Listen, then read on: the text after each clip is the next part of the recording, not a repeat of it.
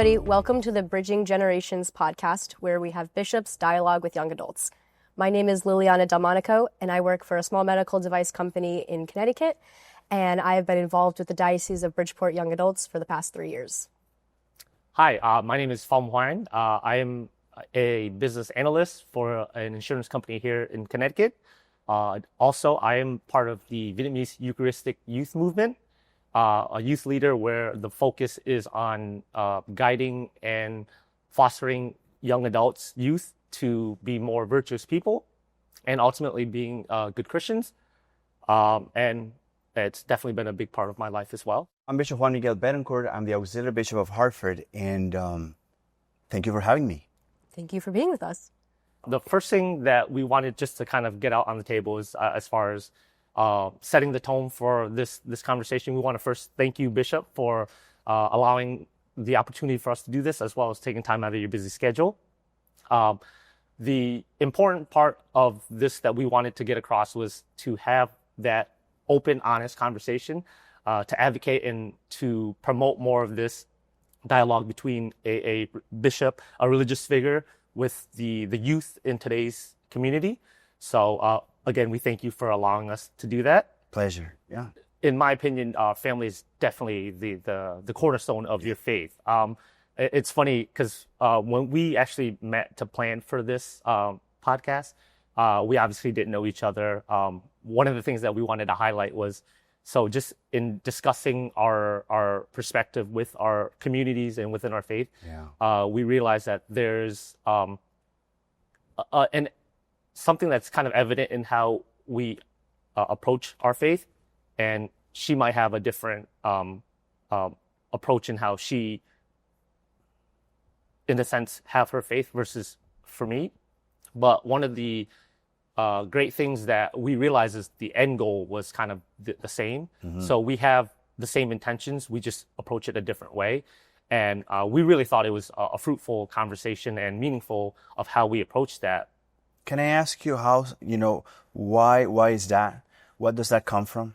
When you were talking about family, I think it does have a lot to do with that. So I know you grew up in a Vietnamese household. I actually grew up in an Italian household, so I was adopted.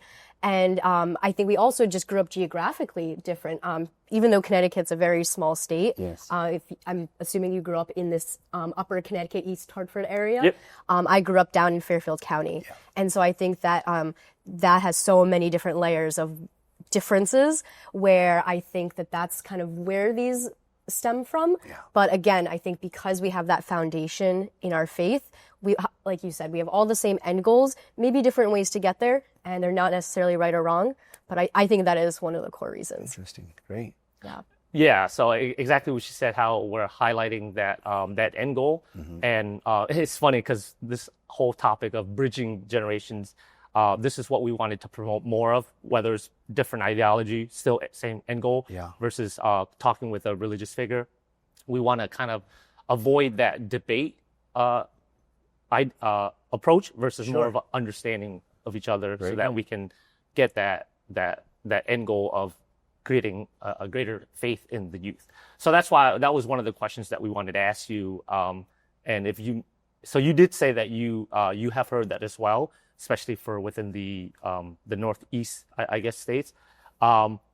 With that being said, just curious if there's any thoughts or any approach that you have in mind to kind of address that, aside from dealing with the family as being the core. Address what? The divide between? Oh, sorry. More of like the youth that has more of a progressive ideology, kind of having a wavering faith, where it's not as strong as someone who has a more family value base, as you mentioned. Yes. So if that's an observation that you have heard of, being here in the I guess northern states, mm-hmm. Are there certain actions that you might have in mind to kind of, I wouldn't say combat, but like to foster and guide that faith towards more for those youth? Well, for people to outreach to young people that you say are more distant from their faith, right? I would say you have to approach them, you have to meet them where they're at, right? And from there, get to know them. That's so important. See what areas are in common, like you two did, right? Even if the two of you share the same faith, but you figure out, you discovered, you found out that you approach it differently, in some aspects, that makes things very interesting. And that's an open door for honest conversation. Find common ground, and then from there, develop friendship. Once a relationship is there, then the whole thing of bringing, the topic of God, Jesus, the church, right? And all these aspects that we care about, our faith and religion, then that come up. And mature conversation, of course, is expected, in order to get somewhere. So those are the things. The first thing, though, is like all the big evangelizers and preachers in the world did, is finding and meeting people where they're at. And from there, once you understand this person in the human way, their thoughts, then you bring the topic of the faith, and see how they react. And from there, if they're open, then the Holy Spirit will do the rest, The thing is that we need to be attentive into that and then have the same spirit of, evangelization that, is needed. I would say that. Yeah, now I'm smiling right when you said the phrase of meeting them where they are. Yeah. Because we've had that conversation, and that's kind of like the same, one of the common things that we have, meeting them where they're at. You mentioned as far as like religious figures in the past, meeting them where they're at. The first thing that comes to mind is recently Pope Francis. Yes. He was, I guess, some categorized as a progressive religious figure. And because of that idea of him meeting people where they're at, and then you notice with his passing, so many people resonated with his ideology. And to me, that was something that was meaningful in connecting to the youth. So I'm certainly glad you mentioned that phrase of meeting them where they're at. And I really appreciate your comments on forming community. So my time with the Diocese of Bridgeport with the young adults, I think that that's something that we really tried to do more of. We used to, or we still do, we run a lot of monthly events. So we have Faith on Taps monthly, young adult masses. And so those events are really great for people who are really already involved in the faith. They, know how a mass runs. They have questions about their faith. But I think those people who may not be as accessible or not have as much knowledge about those things, it is hard to reach them. But I think the community is a great way. And so a couple things that I know my friends and I have spearheaded are different faith groups based on sports. So one of my friends, he has a running group, and so they go out every Saturday and they just run and then have brunch. And it's a very simple thing, but we all know that we share the same faith. And so if the time's right, we can discuss those things. And then myself, I run a golf group with my peers. Nice. And so we go out frequently on the weekends or during the weekdays or after work. And we just have a great time out on the golf course. We've even run an event where we have the priests come out and golf with us. Very good. Because it seems like that a lot of priests like to go golfing. And so it's just a great opportunity for us to just come together as young adult Catholics. And again, when the opportunity is right, like you were saying, to have those mature conversations and strengthen our faith, that certainly happens. And so, and I've seen it in action, it's great. A question, though, that I had to kind of feed off of this is I think there are some people in these young adult communities who are purely looking for that social aspect, which is great. But sometimes it's hard for them, or for me as a leader, to get them to that next level of that mature conversation, because maybe they're afraid of it, or maybe they don't have, kind of the tools to get there. And I know these things take time, but I was curious on your thoughts on, if it's taking a year, 2 years, and they're coming to our social events, but maybe not going any further, what would your thoughts be on that? Well, I think if they know where they're there, right? So to learn about the faith too, to have a conversation, spend some time together, socialize, bond, create, friendship, relationships, but then faith is involved. After a year, after a long time, if you see that there's no progress, then it's the time for the direct question, So you've been coming here for a while, right? It's good to have you here. It's so great. You have provided this and you contribute this and that. But how about the other aspect of what we're meeting, right?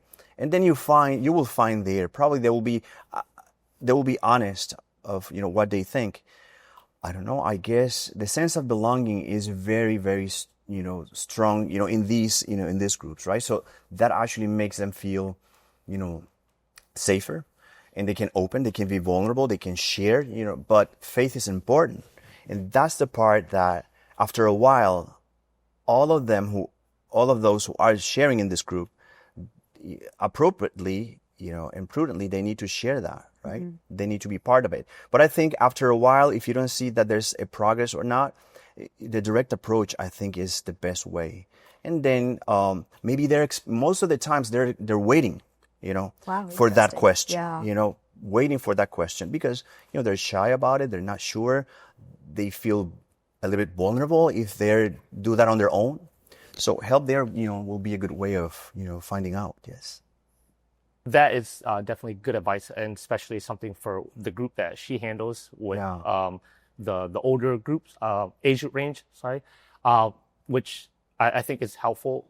But what I have question is the age range that I usually handle are kind of a little younger. Some of them maybe leading up until like high school, and then after college is when they can choose to become leaders. Mm-hmm. So I feel like with that specific group, when they go off to college, a lot of the times they're on their own. And in the age of technology and access to information, they see a lot of, I guess, I wouldn't call it misinformation, but like certain information that's not ideal to their faith. And they're absorbing all of this. So I think that is something, for me personally, that's hard to kind of address with how to combat those type of different opinions that are kind of being pushed upon them. So with that age group, what would you suggest as like a youth leader to kind of help foster that situation? Well, that's a very interesting question. I think if you are leading high schoolers that are about to go to college, and you fear that, right, that they're going to be out there on their own, exposed to a lot of technology, and the youth group that you lead may be a source for them to get some sort of formation and training. There's something, this is what's going to happen when you're out. This was my experience, and then share. This is my experience of when I went off to college. This is what was available. This is what I was exposed to. Of course, in an appropriate way, right? And then say, you will find this. How can you remain, connected to your faith, connected to your family, connected to this group? Social media, is a great opportunity. I don't know, chat groups, the texting and having something together, checking on them, through social media, inviting them back, when they're home for visits. All these things, they don't lose the sense of belonging. And they, if appropriate, they can find a point of reference. Let's say when they're exposed to something that can be, misinforming or just kind of like doesn't sound, right to them, that they know that they can come back, to you or some members of the group, and then get some support, good information, and assurance, actually affirmation. Yeah, that's something that comes to mind now. Otherwise, again, it's just about the family, and then who are they related with? But in your case, preparing these high schoolers to college, that's a good topic to address, during those years that they belong to the group before they go off to studies. Yeah. Yeah, one thing that I think would be relevant to your group and has certainly been relevant to my group is the idea of mentorship, whether it's formal or informal. It seems like it may be more formal in your groups, maybe a little more informal in mine. And so I know that a lot of my friends, I can certainly call them mentors. And maybe they're a little younger than me, maybe they're a little older, maybe they're much older.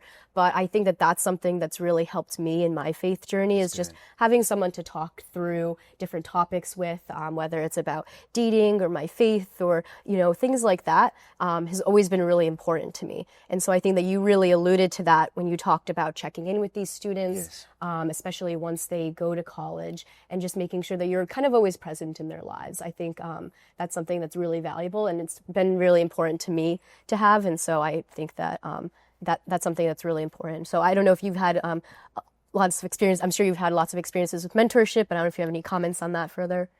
Well, I think I have the experience, teaching at seminary, right? The seminarians get ordained. They go to what they call real life in a parish.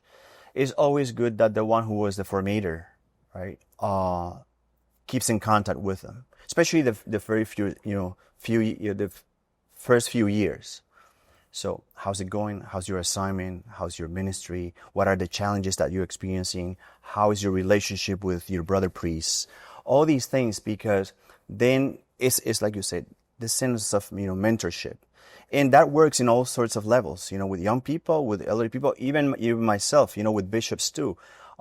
We have groups, we get together officially twice a year, but most of us, do retreat together. We belong to different parts of the country, but we find ourselves that asking advice from some other bishops that are, more seasoned in the ministry. And it's something that we keep in mind. So that can work in any kind of group age. Yes. Yeah. And this is something that is needed in our society, in our world, especially when we want to keep alive our faith, and being faithful to Christ in discipleship. Yeah, I think when you talk about bridging generations, I think that's probably one of the greatest ways to do that. Because I noticed in our young adult groups, they kind of feel like a little bit of a silo, a little protective sort of space. And so I feel like it's kind of how people describe going to college. You get the freedom of being an adult, but not kind of the repercussions sometimes of being an adult. And I feel like the young adult community is a little like that. What I've found is, we get to do kind of all of the adult things of the church. Yeah. We're not maybe going to mass with our parents or things like that. But once we kind of graduate from young adult community, it's difficult, I think, to find your group. So what I've found is once a young adult either gets married or they move or they decide to enter religious life, they leave that young adult community behind, and it's hard for them to sometimes break into the adult communities of the church. And so a question that I wanted to ask you is, how do you think the young adult communities as well as the church communities can do a better job of bridging that gap to make sure that there's not just a seamless transition, but really I don't think there really should be a transition at all, because we are one church, and I think there needs to be some sort of way that we don't feel like we're isolated in different age groups. It's easier when you transition from a young adult group and then you go into adult life in the same parish. Because the contact is always going to be there. Now, if you go to college, you have your young adult groups, you go to college, and then you meet somebody, and then you get married, and then you stay, or move away from your parish, away from, physically, away from the bonds of the youth, young adult group, then it's a parish responsibility. The parish that they join, first, it has to come from them. We need to join, a community. We need to belong to a parish family. So once it's there and they decide to join a parish, those those adults, then the community is responsible to receive them. That's what I would say. This new parish family has the duty and responsibility to welcome all the new members and make them feel that they belong there, right? That's a challenge. Yes. That's a challenge, because we're usually shy and we try not to be vulnerable when we see strangers, because we think at the very beginning that they're visitors, right? But if we see that they're coming frequently to church, and we heard that from the pastor that they belong to the parish, now it's the time for the whole parish as a family to receive those new members. And that's how you keep the connection, right? Hopefully, when they go back home to visit, their home parishes, if that's, that those bonds will remain, which they usually do. There's a lot, I experience that, a lot of homecoming every year, especially Christmas and Easter, when my former young adults and members of the youth group will come back, either for, college or they get married and moved away and then they come back. So it's always a great experience. But I have heard many beautiful stories about how active they are in the new parishes because they have found a family there. Yeah. But again, it's responsibility of those who move on to find a family. And once that happens, again, there's a relationship there. The parish family that that is receiving, they should be attentive to make sure that they feel welcomed, that they belong to that new parish family. Yeah, I really appreciate that you put a little onus on the parish as well, because I think in young adult communities, they, the young adults at least in Fairfield County, are really on fire for their faith. There's so many things going on with the young adults, so it's really inspiring to see. But we'll see sometimes a little bit of pushback from some parishes that, maybe can't house us for some of our small groups, or, can't have us for a social event. And so sometimes it feels like that the parishes aren't working with us. Yeah. And so I appreciate that it kind of has to go both ways. It has to. Yeah. It has to. And I think every pastor, as much as possible, has to make the effort. Mm-hmm. Especially when young adults approach, the pastor or the parish family, to find some place. This is something that I know that, as you mentioned, Pope Francis, he was very aware of. And there's something that is very, very dear to us as an issue, for the bishops of the United States, that our young people will find, a place in the church that they belong. They can feel that they belong, and they can be useful and productive, and also grow in their faith. Mm-hmm. I'm actually glad she mentioned as far as putting ownership on the parish. And don't get me wrong, I know priests nowadays that are handling the parishes. There's a lot on their plate, especially if they're condensing different parishes into one. They're having to deal with multiple communities and whatnot. So I definitely understand that, but I do also want to kind of add to the point of putting some sort of ownership on the parish, because a lot of the things that you hear from them is like, obviously, yes, we want our youth to have enhanced faith, but there's no real actions that follow along with that. And a lot of the times, and again, this is just my personal experience, it's not like from anyone else. I share the sentiment. But sometimes it falls on like our youth group ministry or community. And you mentioned as far as like family being the core value as well. I would kind of put ownership on the parents as well, especially because if you're dealing with the youth, we can only do so much to kind of foster their faith. But when they go back home, if the parents are just every Sunday dropping the youth off and having us kind of deal with that, I wasn't sure if that's something that the diocese is kind of pushing out to parishes to kind of make that known, as far as like putting the ownership. It's a collective group where everyone is involved, but also putting ownership on like the parish or the parents. I think lately many parishes, in many dioceses are becoming aware of that, because they want to keep youth in their parishes. Once they see that that the community is declining, people are moving out, people are aging, in their own parish families.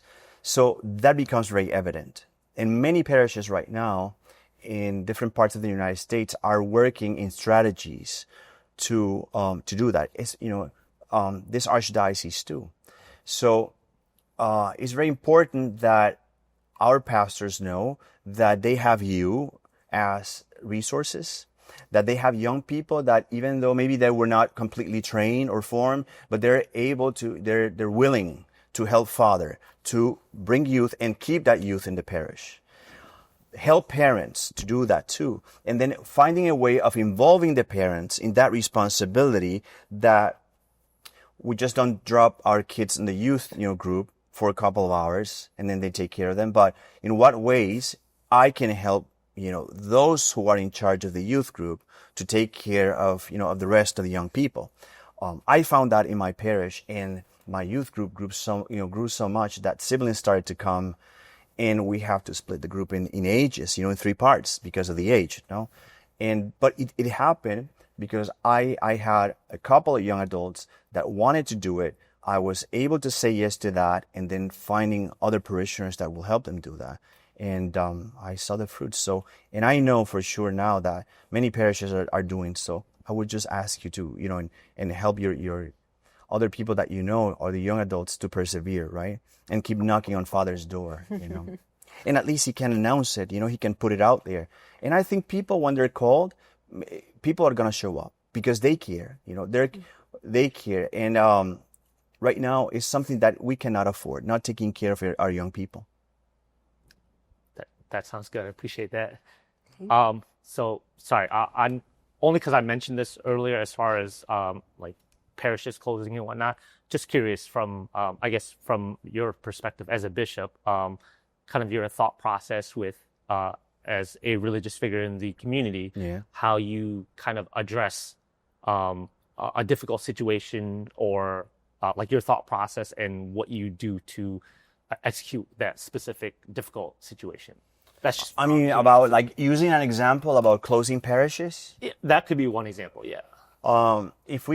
So difficult decisions, for every pastor, for every bishop, that's bound to happen. Especially, in the situation that in many places in the United States, that we are kind of doing a pastoral planning, seeing what resources are available, how many parishes do we need, how the evangelization strategies are working, all of that.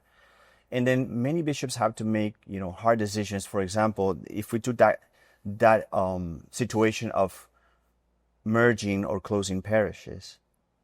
So once the decision is made, once the plan is there, these decisions don't come because, the bishop comes up, wakes up one day and say, I'm going to close these parishes, right? This one and this one. It's because there's a long process and years of studying the situation, demographics, financial resources, the availability of priests. Once a decision like that, so serious, needs to be made, communication is very important. And then accompaniment is the other one, right? And the pastors, the bishop, with the people, explain the situation. These decisions, like I said, there's a lot of prayer and a lot of consultation, right? But mostly is, first of all, acknowledge the reality, keeping calm, and then consulting. Because this has happened before somewhere.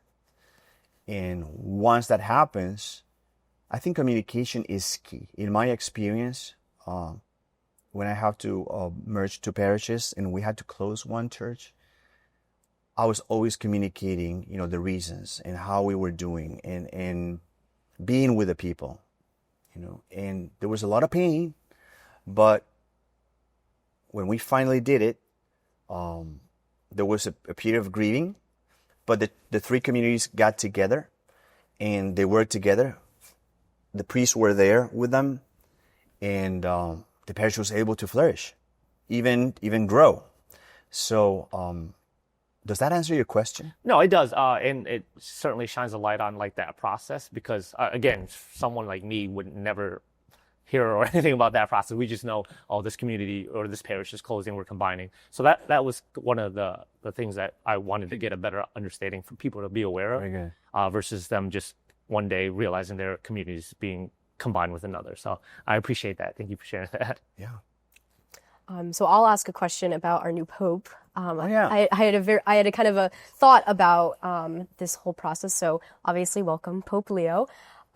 So I've had two observations about this. So the first, I think it's really fascinating that he is an American pope. And when I think about our young people today, I think young people really love to have some sort of connection with someone else. So whether that's we like the same baseball team, we're from the same state, we share the same faith, that's so important to making that first connection. We both like golf, things like that. And then also I personally feel like there's a movement in the United States among young people, just in general, of a sense of national pride. I think that we have lost that a little bit over the years, and it's certainly coming back. People are proud to be American. They love their country, things like that. I'm certainly one of them. I'm very, I love my country. And so with this introduction of our first American Pope, do you think that those two, movements in the U.S. combined will help to facilitate, more young people joining the church or being interested in the church purely because of the fact that we have an American Pope? I certainly hope so, and I'm praying for it. As one of the things that I mentioned to one of our priests immediately when we knew about the Holy Father being from America is we're going to have more vocations to the priesthood, consecrated life. Why? Because of that sense, right? Not only, he is he's the Pope. He was born here in the United States. He was raised here. He went to college in the United States. He went away for so many years, but he never stopped of being who he was. He never stopped, to identify with his background, which is America, right? The United States.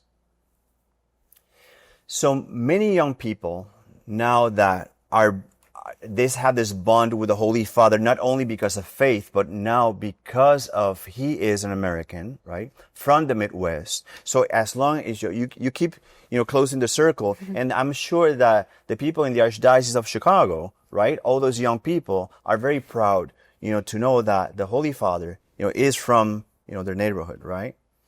So that will bring more young people to say, well, this is his life, and he became a pope.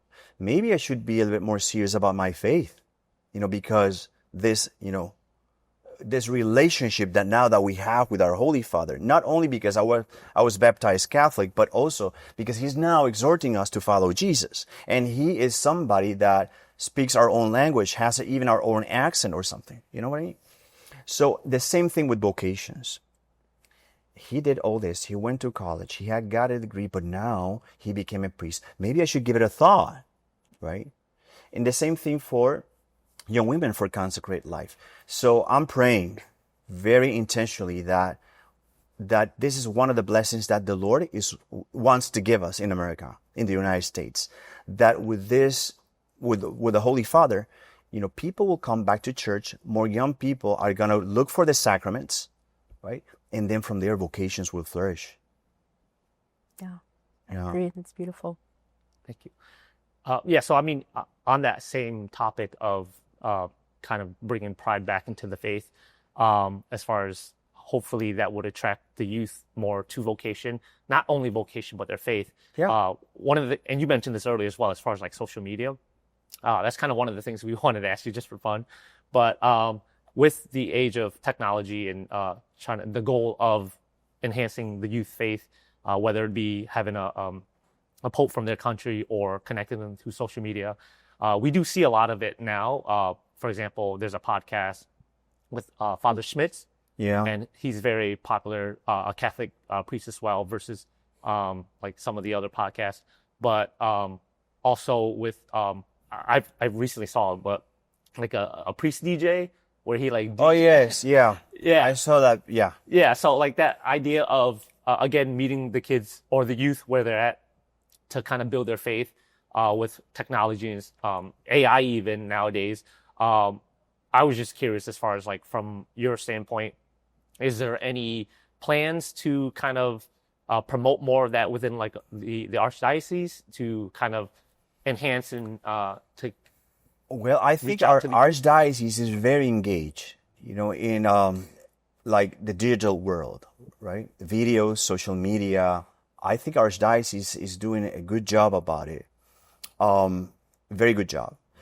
Our Holy Father is very aware of that. I mean, I don't know if you follow him, his new posts on Instagram, right? His new Twitter account, all these things.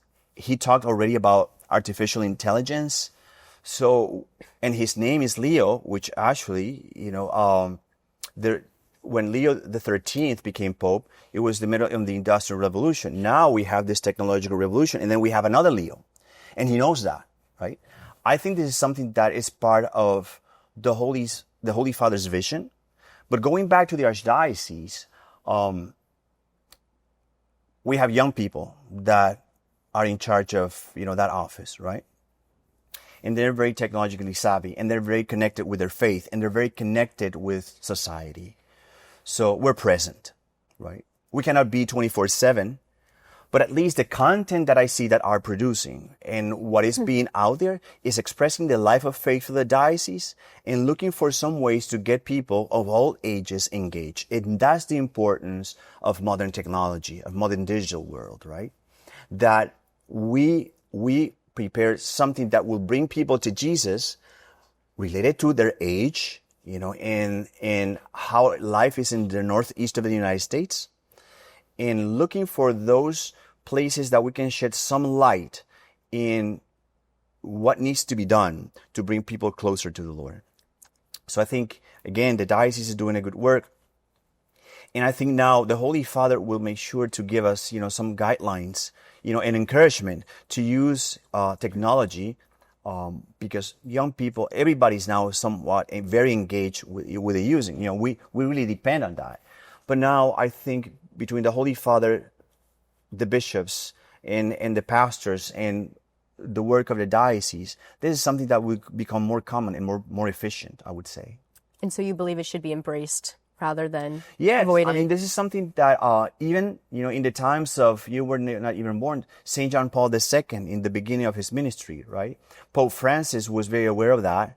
But now with Pope Leo, it is what is, So I think people will be embracing this. The challenge is we need to find out original ways to use that to bring people to the Lord, right? I think it's not good fluffy content, but really good content that people from all ages will feel attracted to the Lord, right? And to the church in America. I'm thinking about the experience of the Eucharistic Congress last year, right? And how a year later, all those meetings that were recorded, all those experiences that were documented in social media and technology are still being very productive. There's so much, I was just kind of thinking that there's so much that I haven't been able to see, to watch, that happened there, that this is something that keep people engaged, with their faith. And the big event that happened just a year ago, right? That is still, kind of mind-blowing, So I think this is one of the important paths, the use of technology. But again, we need to use it not for us to feel good, but also to share our faith, to evangelize, and then to keep connected as God's family. Yeah. I agree. Thank you. Wonderful. Thank you. Sure. For the most part, that kind of covered a lot of the questions that we kind of had in mind for you. So obviously, we want to thank you for this opportunity, again, to have this open, honest conversation. And this is something that we feel would hopefully help bridge that gap between the generations, as this podcast is. So I guess for the wrap up, if you can, please give us a prayer and bless us for the end of. Sure. Gladly. Let us pray. Heavenly Father, we give you thanks for this moment that we have shared together in your presence. Give us the wisdom of your Spirit so we can find in what we do, in the people that we meet, the person of our Lord Jesus Christ. Give us also the grace that we can share the life of Christ that we strive to have with your Son, with others. Keep us always close to you, and may the protection and the blessing of the Blessed Mother be with you always. We ask this through Christ our Lord. Amen. Amen. In the name of the Father, and of the Son, and of the Holy Spirit. All right. Thank you so much. And thank you all for tuning in to our episode of Bridging the Generations.